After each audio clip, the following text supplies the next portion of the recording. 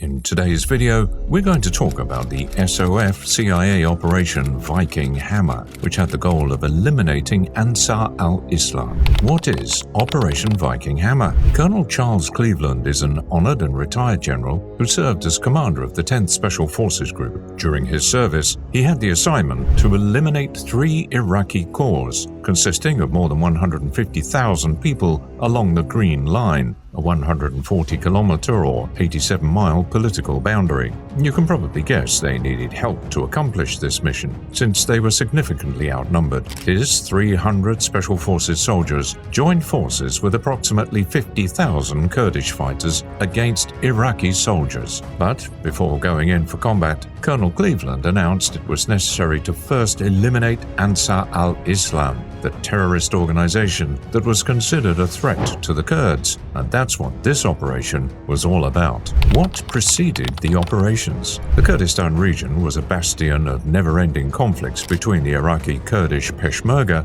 and the terrorist group Ansar al-Islam. From 2001 to 2003, the terrorist group mostly included people drafted in from Al-Qaeda, veterans of the Afghanistan War. Some members of the Islamic Kurdistan group supported Ansar al-Islam. The CIA had some insights about the group allegedly producing poison and chemical weapons. To resolve this issue in northern Iraq, the USA came up with a plan to attack Iraq, but this time through Turkey from the north. Even though Turkey refused to be entangled in this conflict, the US didn't give up and activated Plan B. That plan meant the paratroopers from the 173rd Airborne Brigade, along with soldiers of the 10th Mountain Division, operators of the CIA Special Activities Division, and Green Berets from the 10th Special Forces Group would collaborate with Kurdish Peshmerga fighters of the Patriotic Union of Kurdistan and the Kurdish Democratic Party, because all of them shared the same interest. They all wanted to crush the Ansar terrorist group and proceed to the south in order to help topple Saddam Hussein.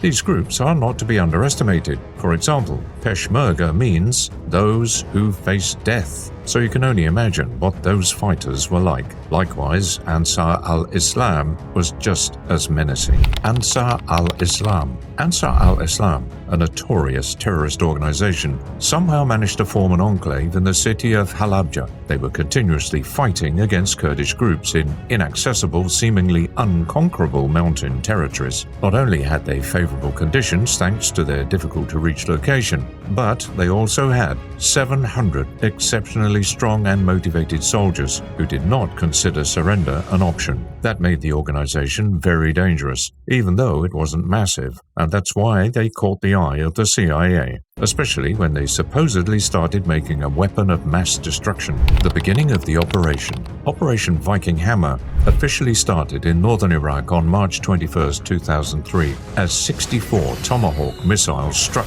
Ansar and Islamic Kurdistan forces. Meanwhile, the attack from the ground had to wait a little and couldn't start before all of the US forces were ready to attack from the south on 28th March. Group of Kurdistan was first to go down. They lost about 100 soldiers as a consequence of the airstrike attack, which left them very discouraged and demotivated, so they surrendered in the evening after the attack. On the other hand, Ansar al-Islam fully met expectations, offering strong resistance to attack. And who knows how everything would have unraveled if they had prevailed. Unfortunately for the Ansar group, that wasn't the case. The US used precision airstrikes to crush their great resistance. That meant Ansar needed to retreat, allowing Peshmerga to pull through and reach their first destination, way before the scheduled time. It was clear that motivated and strong fighters from Ansar didn't stand a chance against the more numerous and better equipped troops, yet they still didn't want to surrender. Recoil and the final battle. The Ansar soldiers who survived retreated to Sargat and waited for the upcoming troops for a new battle. Sargat was a very unapproachable city sitting in a valley. The strategy was to set an ambush for US and Kurdistan troops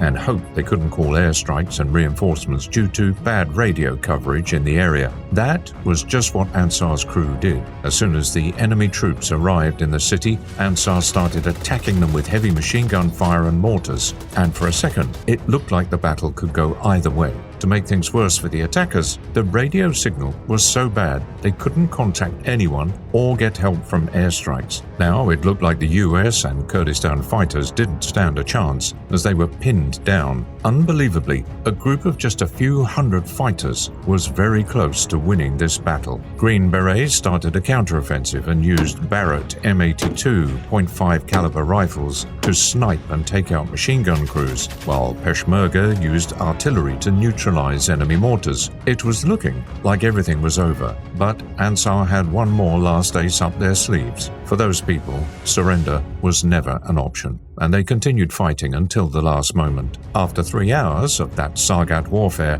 Ansar moved back to the hills, where they had a lot of advantage again because it was their home turf. Ansar pinned down Peshmerga once again with machine gun fire, and that was Ansar's last jolt, as there was nothing left to do. US troops called in airstrikes and 4 AC-130 gunships, attacking the remaining Ansar soldiers, who started retreating in the direction of the Iranian border. Some of them were arrested at the border afterwards, while frontier guards sent others back across the border that led to Kurdish territory, where they were subsequently captured. By the way, there are some claims that some of them became refugees in Iran. At the conclusion of the fighting, those who faced death did not suffer big losses. They lost only 3 soldiers, while 23 of them were injured. Things weren't so good for Islamic Kurds. They lost 100 of their fellows, but luckily they were smart enough to surrender and prevent even more victims. Ansar lost approximately 200 of their members, while the US didn't lose a single soldier.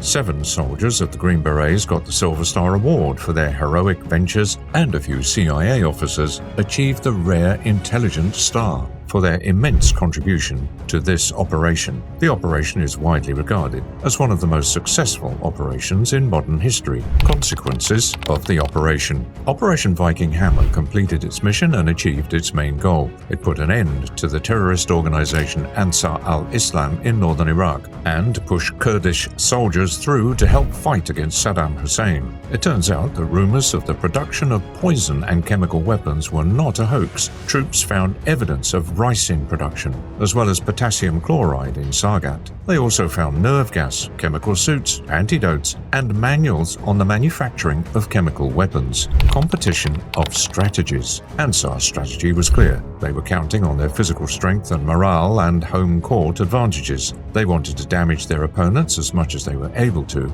and afterwards retreat to the valley and flank them with machine guns and mortars for their finishing blow. Additionally, they were planning to exploit the situation with no signal in the area, meaning their enemies cannot call their allies for help. If neither of those had worked, the Ansar crew had Plan B, which involved attacking from the hills. Even though Ansar's opponents had a massive advantage, thanks to their abundance of warfare equipment and support from the air, they also needed tactics which ultimately seemed to prevail in this combat operation. Kurdish fighters had an unbelievable pace, which surprised even Ansar. Peshmerga first used all of their weaponry for a heavy attack and subsequently rushed the target, which not only allowed them to push through, but also made them a very fast-moving target that wasn't easy to pin down. Peshmerga, thanks to their exceptional speed, completely ruined their enemy's strategy to take advantage of their prepared position and cache of weapons, ammo, and other equipment. One of the turning points that was also part of the strategy was to never let Ansar regroup and plan their defense and counterattack, especially when 4 AC-130s disrupted the enemy regroup and made them more vulnerable by splitting them apart. Although both strategies were very good, it seems like Kurdish and US troops had an answer for all Ansar's moves, always a step ahead of them. But would all of this be possible with more conventional tactics, without overwhelming logistics, equipment, troop numbers, and an airstrike? Share your thoughts in the comments section. And that's it for today's video. If you enjoyed it, make sure to leave a like and comment on this video. Also, don't forget to hit that subscribe button if you like what we're doing and want us to continue with more cool content. Until the next time.